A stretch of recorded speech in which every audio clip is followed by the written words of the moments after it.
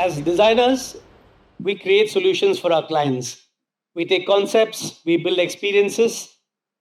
So, my thought is the same design process which we do for our clients, why don't we do that for our biggest project, which is our own life? So, for me, the whole journey was about taking design and applying the same principles which we do for clients and doing that and not having to wait for success, but to actually design and create it. So, I'm going to follow this presentation almost like a design format and start with a problem statement. So when I looked at this whole problem and I said, what is the problem statement? That most of us have a dream, at least for myself, I had a lot of dreams which I wanted to achieve. But then there is a space called the comfort zone where nothing moves. And I've seen that with so many people saying, I wish I could have started my own business. I wish I could have lost weight. I wish I could have traveled. There are so many dreams which stay in this space called the comfort zone. And this statistic is really scary. And there's an international statistic which says that 83% of people don't have any vision for their future. They're happy being in the space they are. Now, there's a even more scarier stat. Now, this remaining 17% who say, I want to do something about it, there's only 91% or 92% who take action on any goal that they set. Now, if you look at it, you take the 17%, and from that 92, you're left with a 1.36% of people who actually write down something and take action. And that's a really small space. So for me, the design problem is how do we change this? And there are two types of people, if you ask me, and if I define the audience. One is people who dream but do nothing about it. I want to do a lot of things. The second is people who are just doing, who are stuck in the rat race but are not taking any action on it. So in terms of the problem statement which I wanted is, can I take dreamers, make them into doers? Can I take doers and make them into dreamers? And that, if you can get that going in a very, very minimal manner, you get people to a limitless future. So to get to this, I'm going to start with what designers do, is the research which has come into it. And I'm starting with a rewind button to 23 years back. So I run a branding firm for the last 23 years. In the last 23 years, I've created over probably 2,500 brands. And while doing this journey, one of the things when I set off as a designer is I didn't want to just design, I wanted to transform companies. So when we started off, we said it's not just doing something good looking, it's taking companies, which meant we decided in the beginning we won't work with multinationals. We'll work only with SMEs, and I want to meet the CEO, otherwise we don't take the project. And we want to start and actually make a massive difference to the company. And there was a coach which I was working with, which gave me a fantastic analogy. When you have a headache, you go to a typical doctor, they'll give you a crocin and say leave. That's allopathy. But a homeopath will probably take 2 hours to do the case taking. And as designers, that's the form you got to take, where usually when you go for a headache, the homeopathy person will say it's probably something to do with your gut. They speak about your parents, your childhood. And that's the approach we want to do with clients, where we go core into what is the real problem. And the other aspect is, for me, firstly, it wasn't about fonts or colors. It is about taking a client and giving them a new future. And I started looking at a whole bunch of tools which can help me. I looked at neuro-linguistic programming, which will help me build rapport with the clients. And I realized that when I work with CEOs, if I can become their best friend, there's a lot of trust which happens. And if I can talk about change management as opposed to just a good-looking logo, there's a bigger thing which happens. So when I was along the journey, I was looking at helping people to look at the future. And we started working with a lot of second-generation entrepreneurs. And around that time, there was a massive publishing phenomena, which all of you have heard of. There's a book called The Secret, which came out. And 2007, this book came out, went on to have 35 million copies sold. And I, like everybody else, loved the book and the whole concept for the first time about manifestation, affirmation, vision board, and I was hooked. And at that time, I was looking at how do I use it for my clients. At the same time, I also got super excited. But there was one story in one chapter which really caught my attention about this person called John Ashraf. And he's living in this palatial house in California. And he's unboxing this box with his son. And his son asks him, what's in this boxes? And he takes out this vision board and he's explaining what a vision board is. And suddenly John Ashraf starts to cry. And the son is asking him, why are you crying, Dad? And John Ashraf shows him the picture of a magazine he cut out 10 years ago for a house. And he didn't realize he was living in that very house now.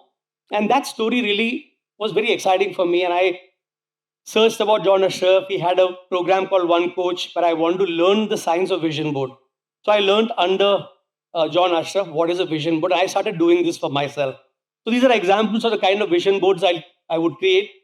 What's interesting today is if you see right at the bottom is a picture of somebody standing at a TED talk.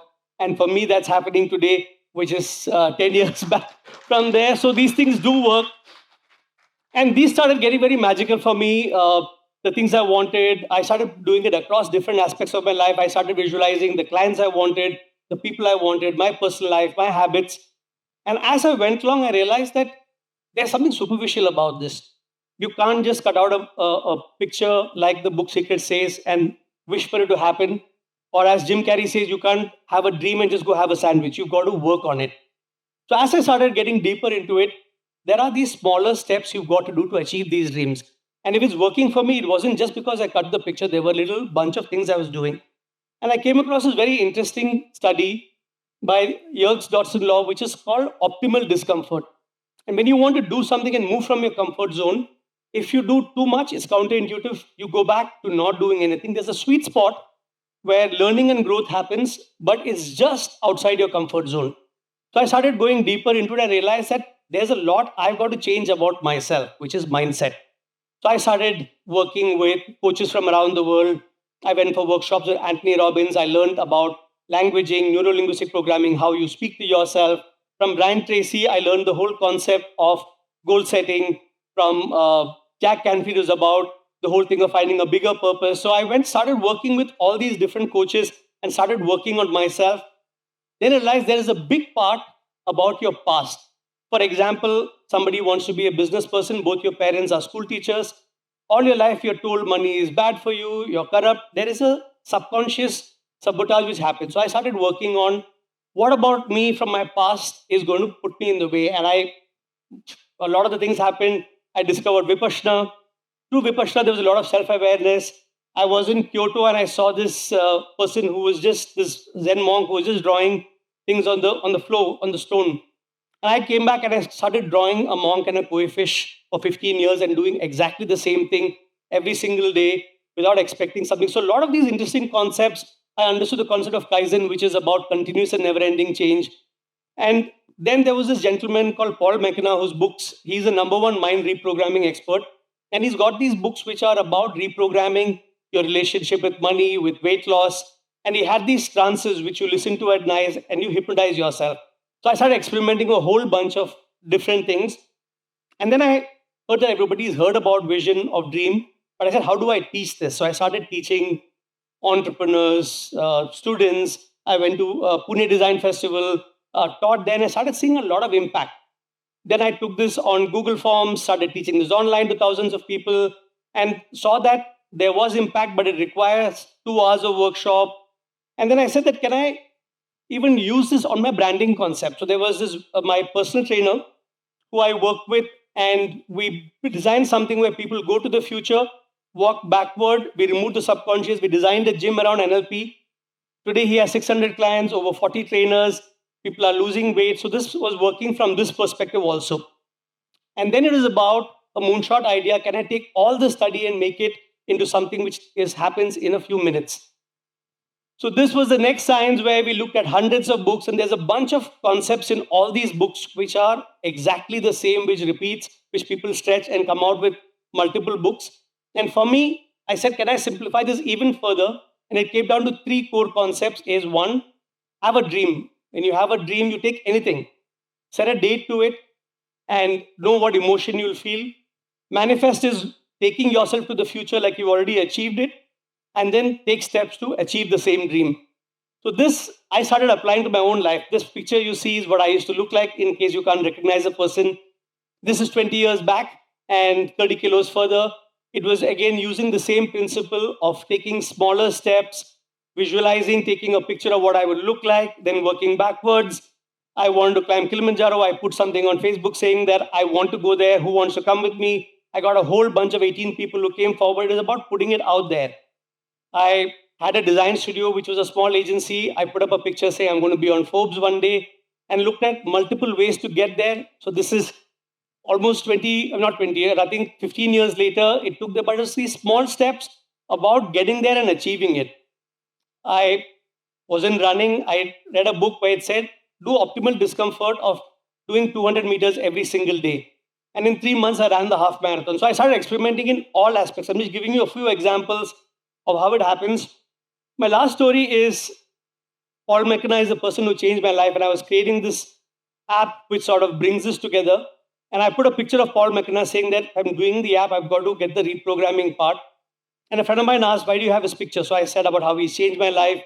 He said, can you make a video of this? So he took a video and he said, I met Paul through this Mind Valley event. He WhatsApped him and Paul McKenna called in 5 minutes saying, this is a sign, I'm in Dubai, I want to meet this guy. And this is me meeting Paul again. And now he's come on board, he's created content for the solution I'm creating. Again, it's about wanting something and making it happen.